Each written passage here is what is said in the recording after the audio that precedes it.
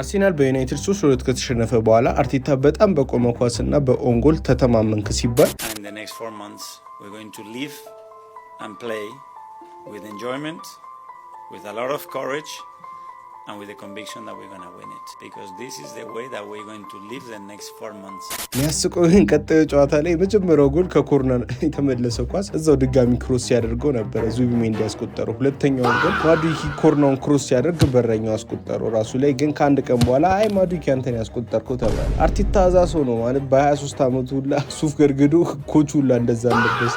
ዛሬ ግን ስለሱ ሳይሆን የምናወራው ስለ ኒኮላስ ዮቨር ነው የምናወራው። ይህ ሰውዬ አርሴናልን ስኬት ጫፍ ያደረሰው እንዴት ነው ልትሉ ትችላላችሁ። ግን ኒኮላስ ዮቨር ባይገርማችሁ ሞንትፔሊዬ እያለ 2011-12 ሊጓን ሲበሉ በሱ ስራ ነበረ ኦሊቪዬ ዡሩድ ሲባስቡት ፕሌየር ኦፍ ዘ ይር የበላበት አመት ቶፕ ስኮረር ሆኖ የሚጨርስበት አመት ለምን እንደሆነ መቼም እናውቃለን። ምክንያቱም ከቤቲ በላይ ሄድ ጌም ነበረው ጀለስ። አሁን አርሴናል በሚያስቆጥሩት ሬት ነበር ሞንትፔሊዬ የሚያስቆጥሩት። ግን ከዚህ ስራው በፊት ካናዳ ነበር የተማረው። እዛ መቼም እግር ኳስ ቅድሚያ አይሰጠውም። ጀለስ ግን ሌላ ሀሳብ ነበረው አሜሪካን ፉትቦል እና እግር ኳስን አንድ ላይ ማድረግ። ፎሎ ላይክ ኮሜንት ማድረጋችሁን አትርሱ። ለዳይናሚክ ዴይ ሸርብሩክ ቴክኒካል ዳይሬክተር እያለ በቃ አሰልጣኙ ሲናገር ብትሰሙት በቃ ትራያል ነበር የሰጠነው ያኔ ተለማመደብን አለ። በቃ የአሜሪካ ፉትቦል ነበር የሚመስለው ብዙ መስመሮችን ምናምን ነበር የሚያሳዩ። ከዛ ወደ ፍራንስ ተመልሶ ፒኤስጂን በልጠው ሞንትፔሊዬ ዋንጫቸውን በሉ። ከዛም ወደ ብሬንትፎርድ አቀናና 46 ሴት ፒስ ጎሎችን በ3 ዓመት አስቆጠረ። ዲን ስፒንስ ሲጠየቅ ሁላ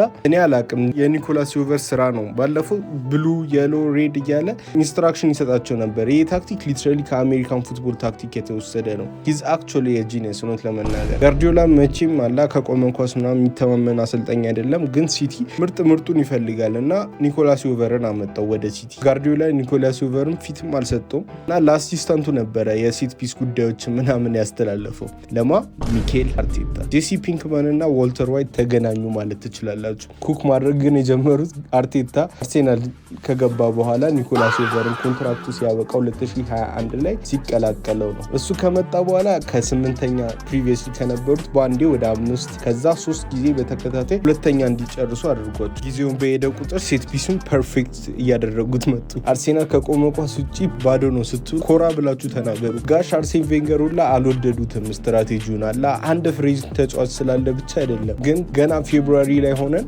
30 ሴት ፒስ ጎሎችን በማስቆጠራቸው ነው። ስለ ፍሬንች ካወራን ኧረ ፍሬንች ምትገባልኝ ሚስት ፈልጉልኝ ለቫለንታይንስ ዴይ። የድሮ ካፕቴናቸው ቪዬራ ሁላ ሜንታሊቲያቸውን ኩዌሽን አድርጓል ከፎረስት ጋር አቻ ከወጡ በኋላ። ይህም በቃላ በጣም ሪላይ ስለሚያደርጉ ነው። አርሴናል ካሸነፋቸው 17 ተጫዋቾች 9ኙ በሴት ፒስ ጎል ነው የመጀመሪያ ጎሉ የሚያገኙት ወይ አቻ አድርገው የሚያሸንፉት። በሁሉም ውድድር ያስቆጠሯቸውን ጎሎች 35% የሚመጣው ከቆመ ኳስ ነው። ነገር ግን ፕሪሚየር ሊግ ላይ ይብሳል አላ የፕሪሚየር ሊግ ሪከርድ የያዙት ብዙ ጎልን ከቆመ ኳስ በማግኘት ስቶክ ሲቲ ናቸው። በቶኒ ፑሊስ ስር ሆኖ 43% ያህላቸውን ጎል ከዛ ነበር የሚያገኙት። ከዛ ደግሞ ሾንዳይሽ አለ በ42% ይከተላል። ከዛ ግን አርሴናል ዋንጫ የሚበላው አርሴናል ነው ዘንድሮ በ41% የሚከተለው። እነሱ አላ ሌሎቹ ብር ስላልነበራቸውና ሬሌጌሽን ፋይት ላይ ስለሚሆኑ ነው ብዙ ጊዜ ወደ ሴት ፒስ የሚያተኩሩት። ግን 1 ቢሊዮን አውጥተ በ6 ዓመት ይሄ ነው ፕሮግረሱ። እውነት ለመናገር የአርሴናል ዲፌንስ ምርጥ ነው አላ እናም ለዛ ነው እውነት ለመናገር ዋንጫው የሚበሉት የሚመስለኝ። ግን ጀስት ሊጉ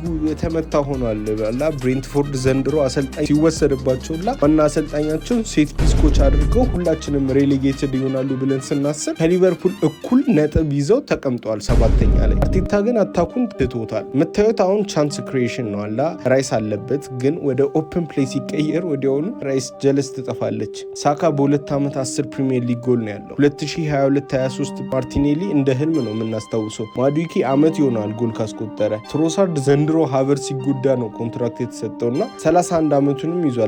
ኤዜና ኦዴጋርድ ቢችል አርቴታ ሁለቱንም አያጫውታቸውም። ለዛም ነው የመጀመሪያ ሊግ ታይትል ቢያገኙ ስቲል በጣም መጥፎ ሳይድ ነው ብዬ አስባለሁ ፕሪሚየር ሊጉን የበላ። እኔ ብቻ አይደለም ብለው ፖል ስኮልስም ብዙ የቀድሞ ተጫዋቾችንም ይሄን ብለዋል። and I think it's fair to say that ፎሎ ማድረግ አትርሱ። ቻው በሉ። ይሄ ቪዲዮ የሰው ደስታ ለሚያስደስታችሁ ነው። ፕላሷን፣ ላይኳን፣ ኮሜንቷን፣ ኮፒ ሊንኳን ካረጋችኋት እኔ ደስ ይለኛል። እኔ ደስ ሲለኝ እናንተ ደስ ይላችኋል። እናንተ ደስ ሲላችሁ እኔ ደስ ይለኛል። እኔ ድጋሚ ደስ ሲለኝ እናንተ ደስ ይላችኋል። እናንተ ደስ ሲላችሁ ወይኔ ፈጣሪ ሆይ ደስ አንልም።